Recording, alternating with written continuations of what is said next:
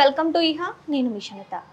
So చాలామంది జీవితంలో మంచి స్థాయిలో ఉండాలి అనేసి వ్యాపారం కానివ్వండి, ఉద్యోగం కానివ్వండి, పిల్లలు కానివ్వండి, పెళ్ళి, సో కుటుంబం, ఇలా ఏదో ఒక దాంట్లో మంచిగా ఉండాలి అని అనుకుంటారు. బట్ ఏదో ఒక సమస్యతో బాధపడుతుంటారు. సో వాటి గురించి మనకు తెలియజేయడానికి మనతో పాటు బ్రహ్మం రాజు గారు ఉన్నారు. సో గురుగారితో మాట్లాడి తెలుసుకుందాం. నమస్తే గురుగారు. నమస్కారం అమ్మా. గురుగారు, ప్రేమ వివాహం అని అంటే, సో చాలామంది వివాహాలలో నార్మల్ ఇంట్లో ఒప్పించిన వివాహం చేసుకుంటుంటారు, ప్రేమ వివాహం. కానీ కొంతమందికి అసలు పెళ్ళే జరగదు, వయసు వచ్చినా కానీ పెళ్ళి జరగదు, ఇంకా ఏదేదో పూజలు వ్రతాలు చేస్తూ ఉంటారు కానీ పెళ్ళి అవ్వదు. సో అలా ఎందుకు అవుతుంది అంటారండి? ఓం నమ శివాయ. జయ అమ్మవారు సంతోషమాత, భాగ్యలక్ష్మి, సంతానలక్ష్మి, సౌభాగ్యలక్ష్మి. ఓం నమ శివాయ. హర మహాదేవ్. అమ్మ, ప్రేమ అనేది ప్రతి ఒక్క మనసులో యుక్త వయసు వచ్చిన తర్వాత కంపల్సరిగా ఒక మనిషికి, స్త్రీకి కావచ్చు, పురుషుడికి కావచ్చు, కంపల్సరిగా ఒక మనిషి మీద ఒక మనిషికి ప్రేమాభిమానం కలుగుతుంది. మన కనిపించిన తల్లిదండ్రుల మీద కూడా అభిమానం పెరుగుతుంది. దానికి కూడా ఒక ప్రేమ. అన్నదమ్ముడి మీద, అక్కచెల్లెల మీద ఒక ప్రేమ ఉంటుంది, అదొక రకమైన ప్రేమ. అదేవిధంగా మనిషికి సంతోషాన్ని, ఉత్సాహాన్ని, తన లైఫ్ను నిలబెట్టేది కూడా ఒక జీవితంగా ఒక మనిషి కోరుకునేది ఒక ప్రేమాభిమానం. అంటే తనతో పాటు నడిచే ఒక స్త్రీ కావచ్చు, లేకపోతే స్త్రీ తరపున పురుషుడు కావచ్చు, నడిచే విధానాన్ని బట్టి ఆ ప్రేమ లాస్ట్ వరకు నిలబడాలి. మనకి ఈ జీవితంలో మనకి తోడుగా నిలబడాలి.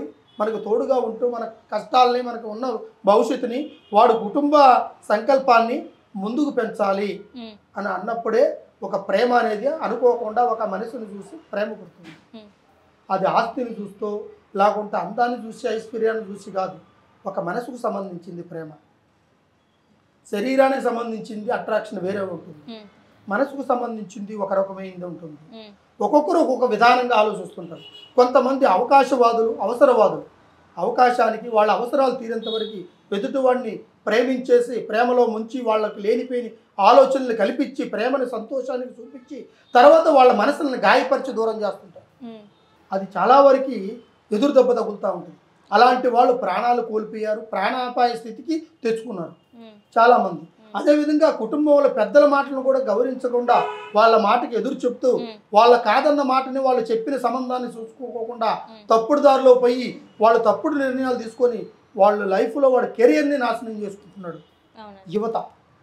అది స్త్రీలు, పురుషులు ఇద్దరు. ఈ విధంగా ప్రతి ఒక్కరికి ప్రేమ అనేది ఇంపార్టెంటు, అవసరం. పెళ్ళి అనేది అంతకంటే ఇంకా ఇంపార్టెంటు. పెళ్లితో పాటు సంతానము, కుటుంబము, వాడి భవిష్యత్తు, వాడొక్క సంసార పొజిషన్ ఇంకా పెరగడం కోసం మన తల్లిదండ్రులను మనల్ని ఎలాగ కని, మనల్ని పెంచి, మనకు ఒక స్థాయికి తీసుకొచ్చారో, అదేవిధంగా మనం ఒక స్త్రీని పెళ్లి చేసుకొని, ఒక పురుషుడిని పెళ్లి చేసుకొని, అలాగే మనం పెళ్లి చేసుకొని వాళ్ళ సంతానం కలిగి వాళ్ళ పెద్దవాళ్ళు చేయాలన్నది అది భగవంతుడి సృష్టి. అది ప్రతి ఒక్కరికి కలుగుతుంది, ప్రతి ఒక్కరికి ఉంటుంది. అది హిందువు కావచ్చు, ముస్లిం కావచ్చు, లేకుంటే క్రైస్తవులు కావచ్చు.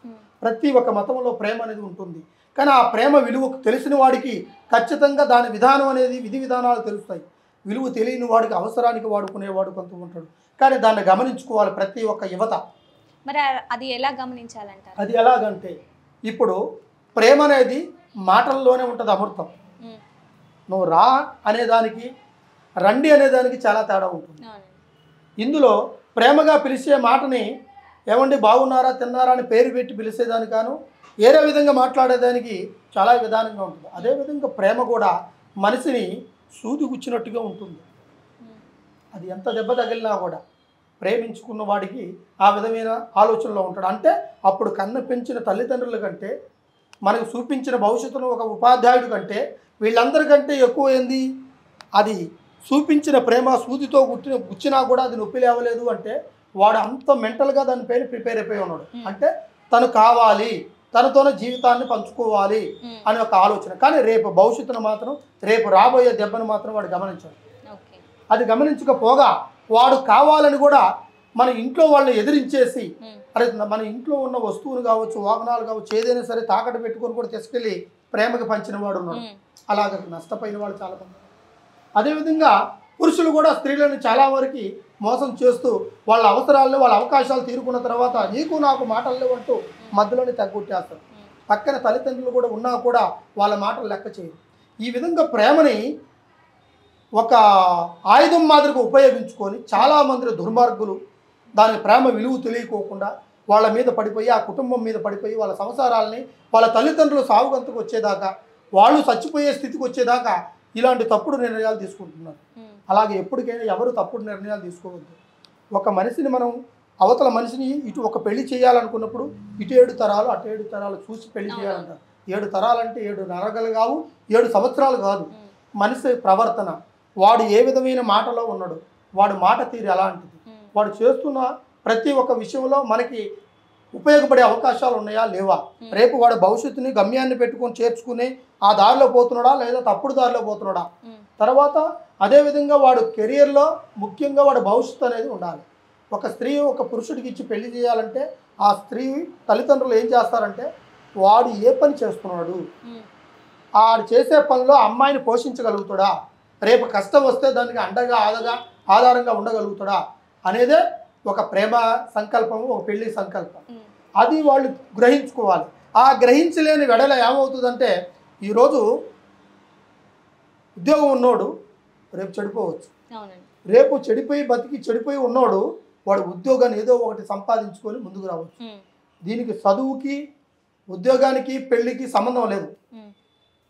ప్రేమ అనేది వాడు ఏ విధంగానూ ఉన్నాయి, మంచోడిని ప్రేమిస్తారు, చెడ్డోడిని ప్రేమిస్తారు. ప్రేమ అనేది ఏ రకంగా పుడుతుందో ఏ టైంలో పుడుతుందో అది ఎవరికీ తెలియదు. అది పుట్టినప్పుడే దాని నొప్పి తెలుస్తుంది. ఆ తర్వాత ఆ నొప్పికి సరైన గాయం అని తగిలిన తర్వాతనే వాడు మేలుకుంటాడు. అది స్త్రీయే కానీ పురుషుడే కానీ. అప్పుడు దాకా మేలుకోరు. అప్పుడు వాళ్ళు చెప్పేవన్నీ తల్లిదండ్రులు చెప్పేవన్నీ అబద్ధాలు, వాడు చెప్పే నిజాలు అనేటట్టుగా ఈ ప్రేమలో ఉండేవాళ్ళు లోపల పొరలాడుతూనే ఉంటారు. కానీ అటువంటి సమస్య వచ్చినప్పుడు రోడ్డు మీద కూడా గొడవ పడుతూనే ఉంటారు. అంటే దానికి విలువ లేదు. అది కొంతమంది నిరూపిస్తున్నారు. కొంతమంది అయితే విలువను నిలబెట్టుకుంటున్నారు. తల్లిదండ్రుల మాటకు గౌరవం ఇచ్చి మర్యాద ఇచ్చి ప్రేమించి పెళ్లి చేసుకున్న వాళ్ళు ఉన్నారు. తర్వాత ప్రేమని పంచుతూ ప్రేమతో ఉంటూ తర్వాత పెద్దలను ఒప్పించి చేసుకున్న వాళ్ళు ఉన్నారు. అటువంటి విధానంలో ఉంటే వాడికి రేపు వచ్చే కష్టాన్నైనా సరే ఈరోజు మన వెనక ఉండే తల్లిదండ్రులు కావచ్చు, సహోదరుడు కావచ్చు, వాడు సపోర్ట్గా ఉండగలుగుతాడు. అలా లేనప్పుడు నిన్ను కట్టుకున్న భర్త నీకు అండగా ఉంటాడు. నీ చేతికి 5 ఏళ్ళు పుట్టినాయి, ఈ 5 ఏళ్ళు ఒకే రకంగా ఉండవు. అది ఏ ఏళ్ళు నీ కంట్లో పొడుచుకుంటుందో నీకు తెలియదు. అటువంటి సమస్యల్లో నువ్వు కూడుకుంటావు. అప్పుడు నీ చుట్టూ కనబడుతున్నాయనే చెమ్మ చీకటి, ఏది దారి కనబడదు. అటువంటి ప్రభావాలు చాలా ఎక్కువగా ఉంటాయి. ఇటువంటి సమస్యలతో చాలామంది సతమతమైపోతున్నారు. ఇటువంటి ప్రాబ్లం ఉన్నవాళ్ళు ఎవరైనా సరే ఒక్కసారి మమ్మల్ని సంప్రదిస్తే కంపల్సరిగా మీకు సరైన మార్గం చెప్పి ఆ ప్రేమ పెళ్లి వివాహాల్లో మీకు ఎటువంటి గొడవలున్నా చిక్కులున్నా వాటిని పరిష్కారం చేస్తాం. ప్రేమ సంకల్పానికి ఒక దారి కనబడుతుంది. సర్వే జనా సుఖినో భవంతు. ప్రతి దాని గురించి కూడా చాలా చక్కగా వివరించారు. ధన్యవాదాలు గురువుగారు. సంతోషం. సో చూసారు కదా, ఏ ప్రాబ్లంకైనా సో గురువుగారి దగ్గరికి రావడం వల్ల పరిహారం జరుగుతుంది.